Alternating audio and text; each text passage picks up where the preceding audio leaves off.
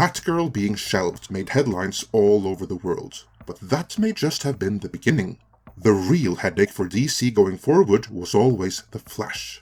A movie where the years of production hell and revolving door of directors preceding filming is nothing compared to the numerous scandals and bad press Ezra Miller has given it by way of association since production ended. With Ezra Miller currently on the run and having gone underground, can they even release the movie with him still in it? For months, we have opined that they can't, and now we have received some exclusive information suggesting that they won't. In this editorial, we will go through the latest rumors about what may happen with The Flash, which possibilities come with that, and the other changes about to hit Warner and HBO Max like a wrecking ball.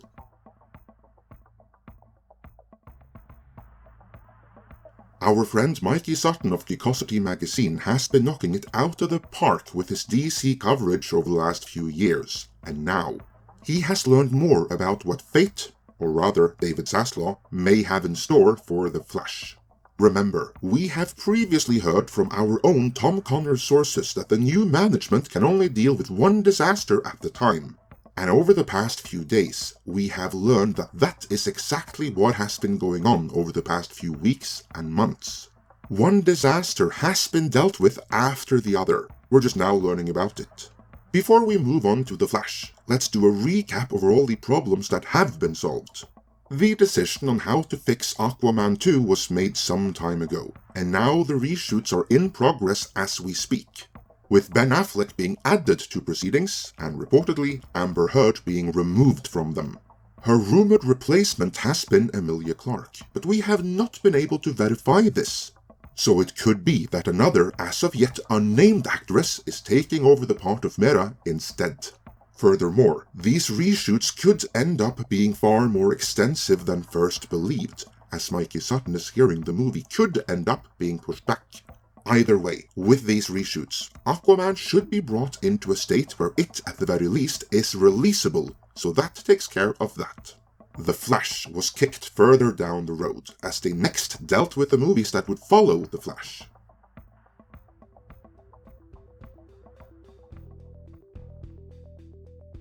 To reiterate our earlier coverage, the new administration's main creative problem with The Flash was that it set the stage for an all-new, all-different DC, led by the new, safer and more diverse trinity consisting of Batgirl, Supergirl, and Wonder Woman, and being the Batman and Superman replacements going forward. Both Supergirl and Batgirl would be getting their own solo movies. The easiest decision then was to pull the plug on the movie which was in development but not yet in production, namely Supergirl. News of this are only making the rounds now, but it was dead before Batgirl was. Batgirl, as you all know by now, they decided was not releasable and so pulled the plug on it despite it already having been filmed. This sent shockwaves through the industry, and it's horrible for everyone involved, especially the directors, whom I genuinely hope Warner will honor their promise towards and give them a shot at directing something else. But as extreme as it may have been, it at the very least solved the post-Flash problem of the all-new, all-different DC Trinity. With all of that out of the way, the new management could move on to the really big problem, namely The Flash.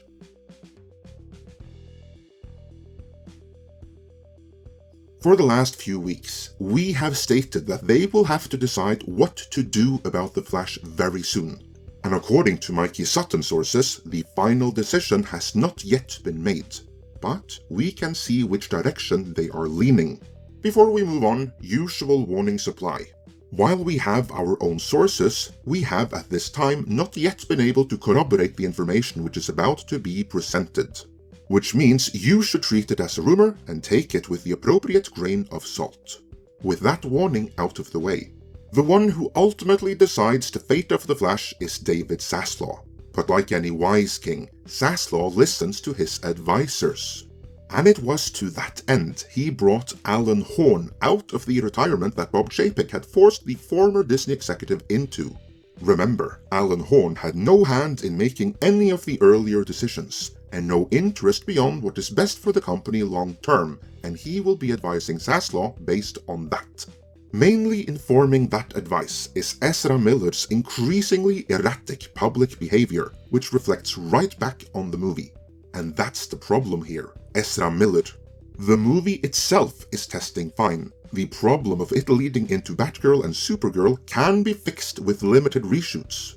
But limited reshoots won't solve the really big headache of Ezra Miller rapidly coming across as a real-life James Gumb. Put the fucking lotion in the basket! Apparently, Warner has information of yet another incident involving Ezra Miller, one which has not yet been revealed to the public, but in time it probably will be, and it's bad. Bad enough that coupled with Ezra's many past incidents, the sum of it is that Warner cannot release a movie with him in it. That, then, is reportedly Alan Horn's advice to David Zaslav. Cut your losses and scrap the movie now, because the blowback and long-term repercussions will end up costing much more. What to do with that advice is up to Zaslav. Keep in mind though, he has gone on record to state that he considers the DC brand the most valuable in Warner's portfolio.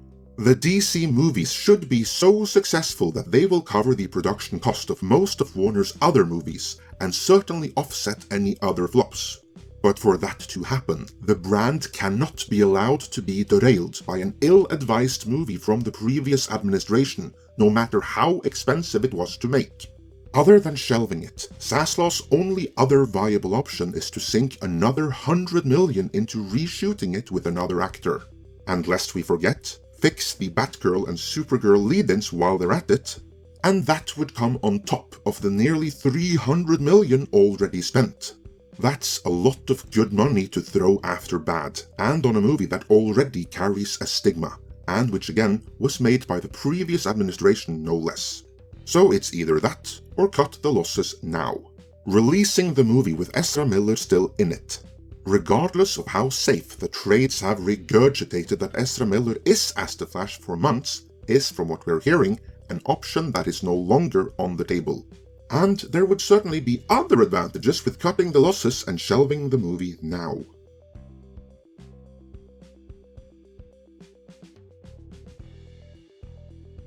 We do not yet know in which direction Zaslav plans to take DC on film, other than that it's a very different direction than what the previous administration was building towards.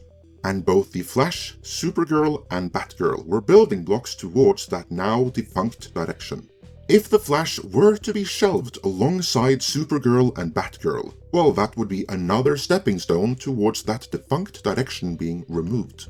That would leave Aquaman 2 as the final mainline DC movie from the previous administration, meaning Zaslav could begin the new direction with a new slate of movies immediately after that. Of course, there is still Shazam 2, Black Adam, and Blue Beetle, but those three are connected, and sufficiently isolated from the mainline movies that there's no reason to think anything will befall them, outside of, at worst, limited reshoots. If that were to happen, delays could also happen. But if The Flash indeed is shelved, we're probably never going to see Michael Keaton as Batman again, as that would be his one remaining appearance gone. Unless Zaslav has some Batman Beyond movie of his own in his not yet disclosed DC roadmap. That would likely be it. Though Sutton has suggested that Zaslav may have big plans for Affleck's Batman, so there is that. But Zaslav has plans beyond that as well.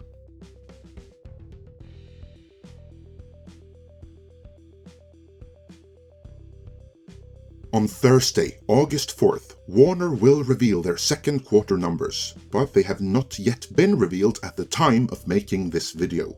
If the Wrap's early leaks are to be believed though, some major shakeups, mass firings, and even changes to the streaming services themselves will be forthcoming.